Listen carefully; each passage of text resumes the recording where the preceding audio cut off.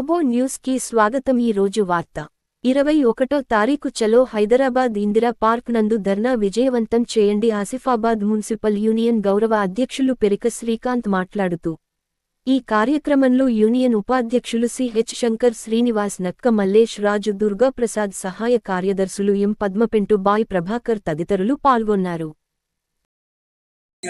రాష్ట్ర ప్రభుత్వం ఇచ్చిన హామీలను వెంటనే రాష్ట్ర ప్రభుత్వం ఇచ్చిన హామీలను వెంటనే పెండింగ్ లో ఉన్న వేతనాలను వెంటనే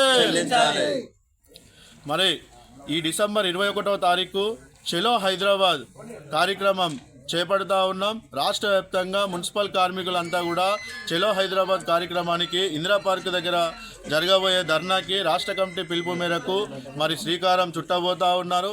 ఈ రాష్ట్ర ప్రభుత్వం ఎలక్షన్ సందర్భంలో ఏదైతే అధికారంలోకి వస్తే మున్సిపల్ కార్మికులందరినీ కూడా రెగ్యులరైజ్ చేస్తామని మరి అప్పుడు హామీ ఇచ్చారో ఇప్పటికీ సంవత్సరం కాలం పూర్తయిపోయింది. మరి రెగ్యులర్ చేయడం విషయం పక్కన పెడితే కనీసం ప్రతి నెల వేతనాలు ఇచ్చే పరిస్థితి కూడా ఈ రాష్ట్ర ప్రభుత్వం చేయట్లేదు.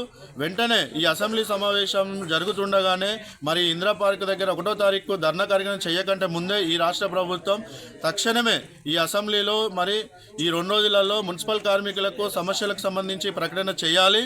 2వ పిఆర్సీలో కనీస వేతనం 26,000 ఇంప్లిమెంట్ చేయాలి.